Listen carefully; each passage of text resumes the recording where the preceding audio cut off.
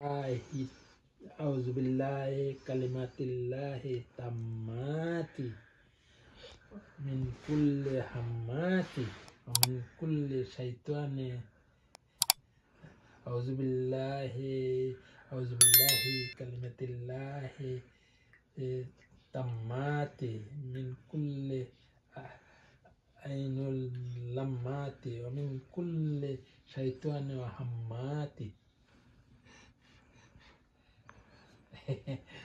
Ya Syafi'al Amrar, ya Dafi'al Baliyat, ya Halalul Mushkilat, ya Allah. Allah ma taufiq illa billah. Allahumma salli ala Muhammad.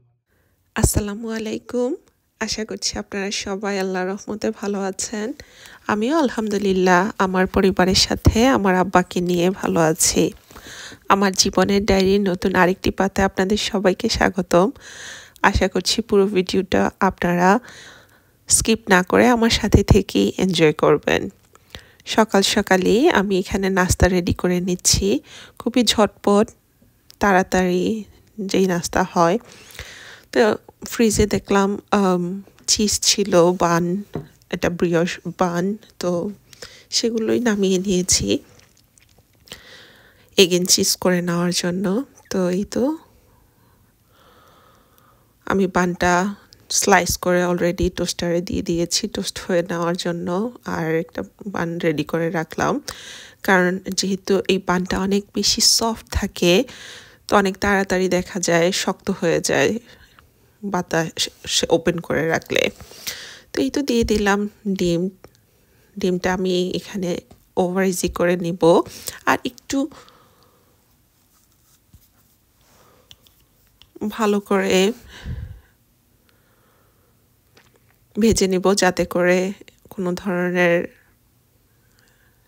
ডিমের যে liquid জিনিসটা থাকে সেটা যাতে না থাকে। একটু শক্ত করেই ভেজে নিব আমি। তো দিয়ে দিলাম লবণ ছাড়া তো আসলে কোনো কিছুই স্বাদ হয় না, যদিও চিজের মধ্যে লবণ থাকে, তারপরেও ভাবলাম অল্প করে একটু লবণ দিয়ে দেই ব্যালেন্স করার জন্য স্বাদটাকে। আর এই তো আমার ডিম হয়ে গিয়েছে, সাথে টোস্টটাও হয়ে গিয়েছে, তো রেডি করে নিলাম। আর যেহেতু একেবারে সিম্পল, এর সাথে যদি একটু জুস থাকে তাহলে খারাপ হয় না। তো এখানে বাসায় স্মুদি ছিল, তো স্মুদিটাও আমি ঢেলে নিচ্ছি আমি আর আব্বু নাস্তা করে নেওয়ার জন্য। আব্বু তো ফজরের নামাজ পড়ার পর আমার আব্বাকে নিয়ে ব্যস্ত। আমার আব্বা good morning, good morning, good morning, মাশাআল্লাহ মাশাআল্লাহ, good morning, good morning, good morning, good morning. এই যে বাবা, বাবা, এই যে। তো নাস্তা রেডি করতে করতে আমার আব্বাও চলে আসছে, কারণ এই ধরনের জিনিসগুলো গরম গরম খেতেই আসলে বেশি ভালো লাগে, তাতে করে চিজটাও মেল্ট হয়, খেতে ভালো লাগে। তো এই তো আমি আমার নাস্তাটা খেয়ে নিচ্ছি, আর সাথে আমার আব্বা তো আছেই। আব্বা আমার সাথে বসে গল্প গুজব করছে। তো খাওয়া দাওয়া গল্প যাকে বলে একটা পারফেক্ট কম্বিনেশন সকালবেলাটায়। তো আমি আমার আব্বাকে রেডি করে বাহিরে চলে আসলাম। আজকে লজে এসেছি, আর লজে ঢুকতেই আসলে এত বেশি ভালো লাগছিল। এই তো ক্রিসমাসের ডেকোরেশন দিয়ে ওরা একেবারে পুরো স্টোরটাকে সুসজ্জিত করে রেখেছে, আর দেখতে এত বেশি ভালো লাগছিল, খুবই কিউট লাগছিল। আসলে ক্রিসমাস যেহেতু ওদের একটা বড় উৎসব, তো ওরা আগে থেকে, যদিও এখনও ক্রিসমাস আসতে অনেক দেরি, তারপরেও সব কিছু নিয়ে আসছে। এই তো আমার আব্বা আর আমার আব্বু সুন্দর করে দাঁড়িয়ে পড়েছে। তো আমি বললাম যে তোমরা একটু দাঁড়াও, আমি তোমাদেরকে একটু ভিডিও করে নেই।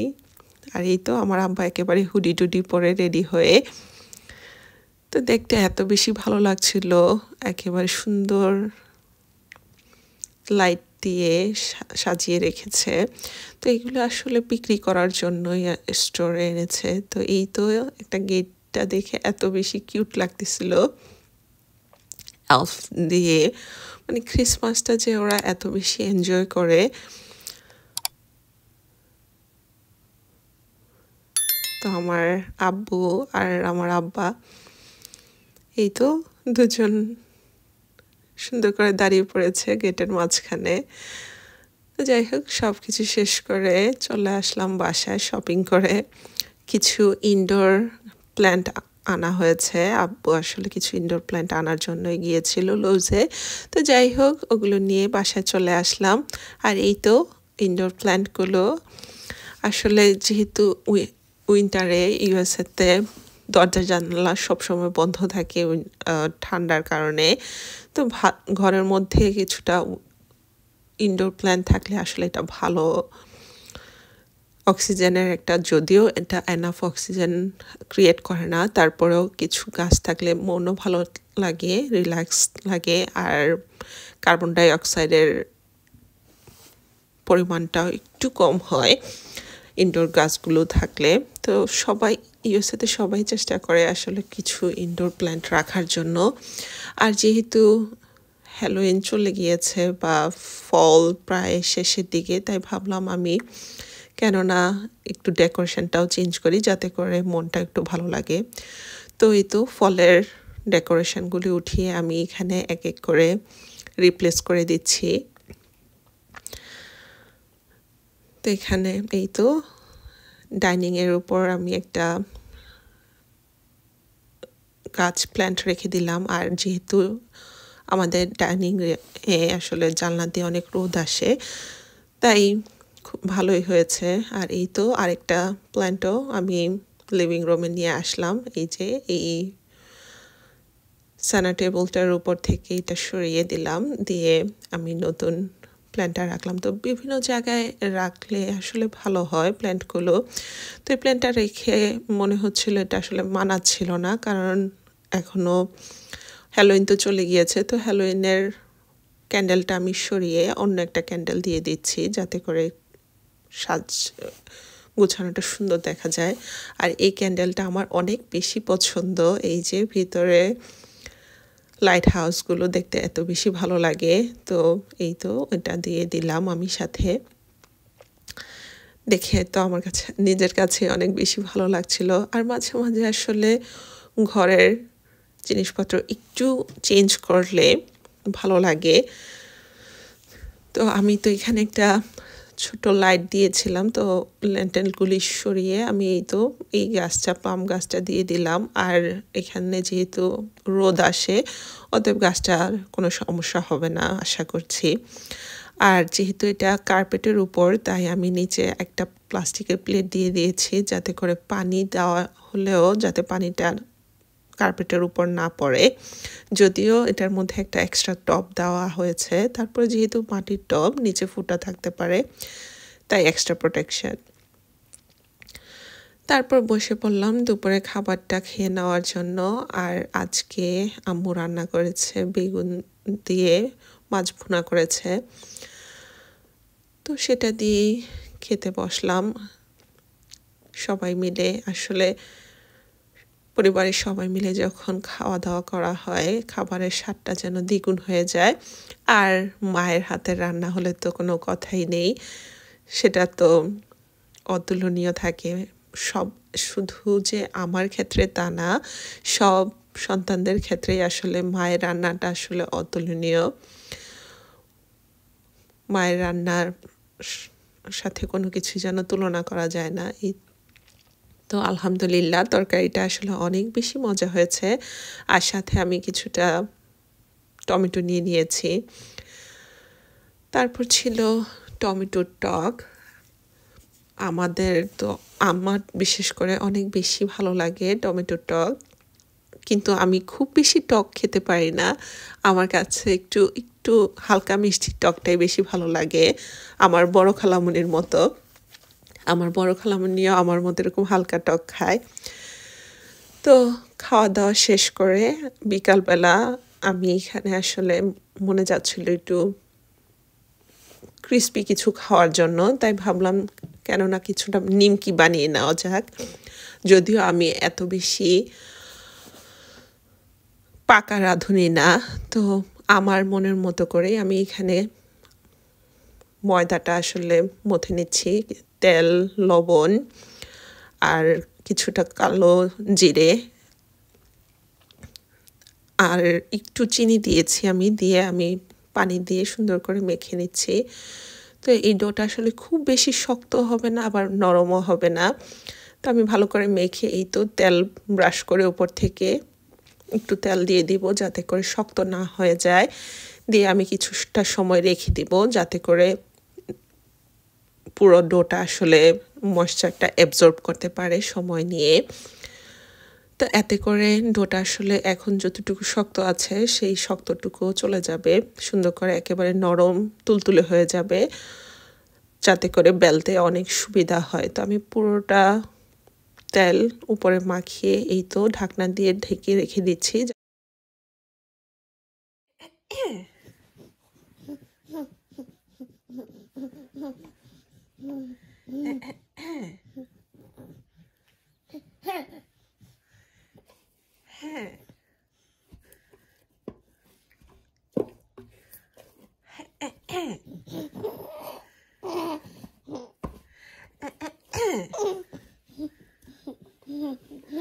বাবা বাবা বাবা।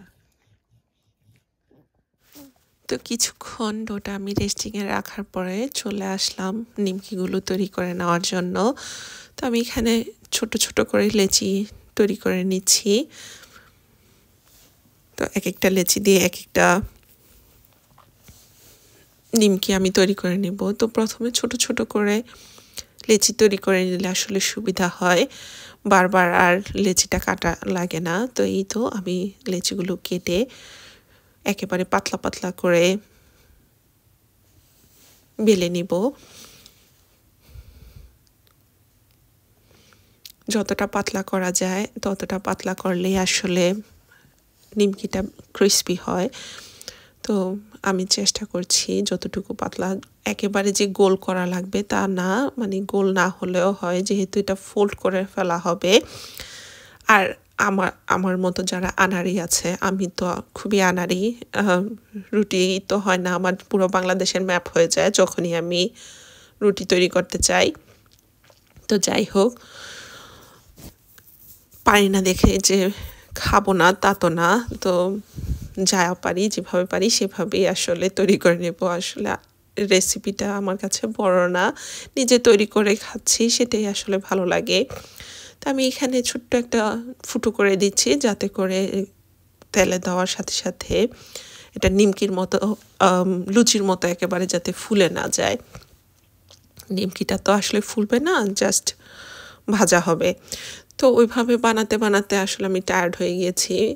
ভাবলাম যে খুব সহজে যদি করা যায় তাহলে কেন না সেভাবে করে নেওয়া যাক। তো আমি বড় একটা রুটি বেলে নিয়েছি, একটু লম্বাটে করেই বেলেছি, তার উপরে দিয়ে দিচ্ছি কিছুটা তেল, একদম পুরো রুটিটার উপরেই তেল ব্রাশ করে নিচ্ছি আমি। আর চেষ্টা করেছি একেবারে পাতলা করে বেলে নেওয়ার জন্য। আর তার উপরে দিয়ে দিচ্ছি কিছুটা ময়দা, কারণ আমি এই রুটিটা ফোল্ড করে নিব, তো যাতে করে লেয়ারটা একটু আলাদা আলাদা হয় সেজন্য কিছুটা তেল আর ময়দার গুঁড়ো দিয়ে নিলাম। তারপর এক সাইড থেকে সুন্দর করে আসলে ফোল্ড করে নিয়ে আসছি। এই ফোল্ডটা আসলে যতটা টাইট হবে আসলে ততগুলি লেয়ার পড়বে। তো এই তো এক সাইড থেকে আস্তে আস্তে আমি হাতের তালু দিয়ে চেপে চেপে পুরো রোলটা একসাথে করে নিলাম। তারপর আমি হাত দিয়ে রোল রোল করে নিচ্ছি যাতে করে একবারে আটকে যায়। এখন আমি আমার পছন্দ মতো সুন্দর করে স্লাইস করে নিব। আর স্লাইসটা একটু ঘষে ঘষে স্লাইসটা করা লাগবে। তো আমি কিনারটা কেটে বাদ দিয়ে দিচ্ছি, কারণ এটা যদি একেবারে চাপ দিয়ে দিয়ে করা হয় তাহলে আর লেয়ারটা বোঝা যাবে না। তো একটু স্লাইড করে করে স্লাইসগুলি করে নেওয়া হচ্ছে, করে নেই। তো আমার মতো যারা একটু আনাড়ি আছে আর ধৈর্যহারা, তারা আসলে এইভাবে করে নিলে খারাপ লাগে না। কারণ আমার যেহেতু ধৈর্য কম, আর সাথে আমার আব্বা আসলে অস্থির হয়ে যায় কিছুক্ষণ আমাকে না দেখলেই। তো এই তো আমি দুপাশটা আলাদা করে রেখে দিয়েছি।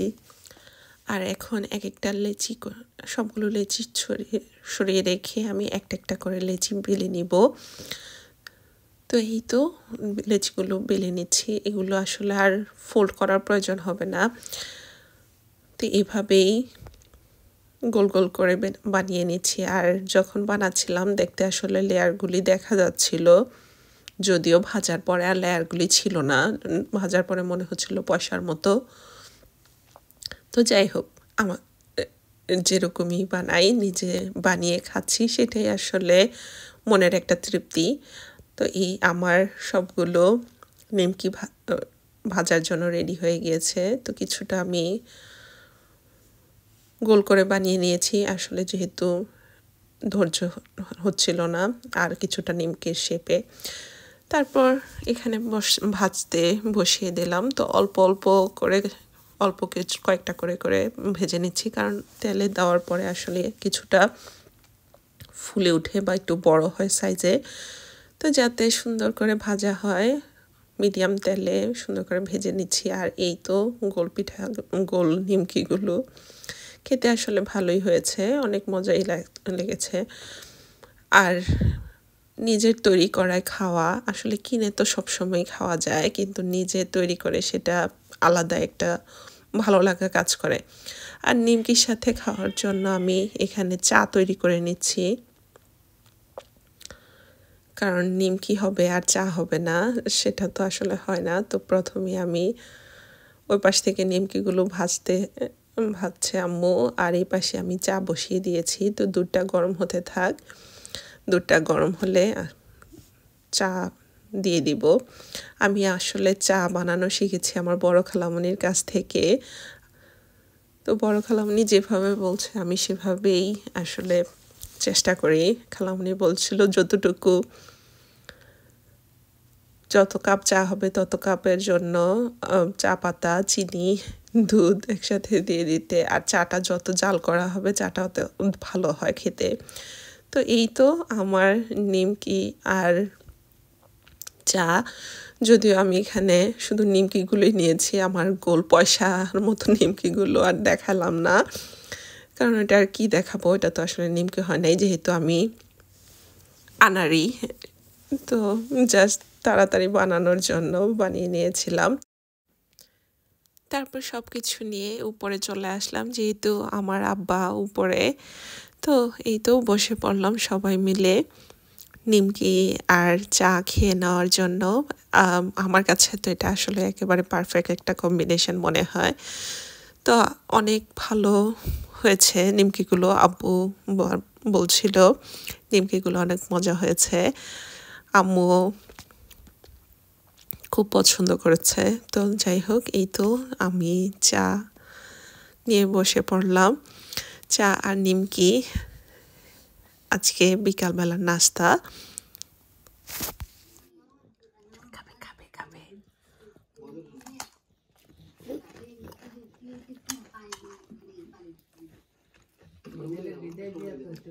আলহামদুলিল্লাহ, আলহামদুলিল্লাহ, আলহামদুলিল্লাহ,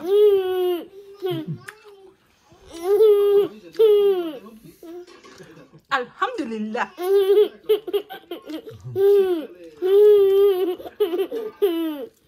আলহামদুলিল্লাহ,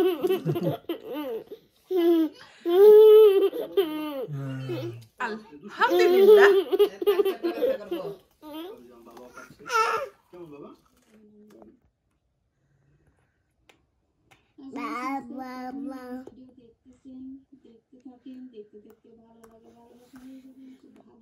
বেশি করে পেঁয়াজ দিয়েছি, বেশি করে দিয়েছি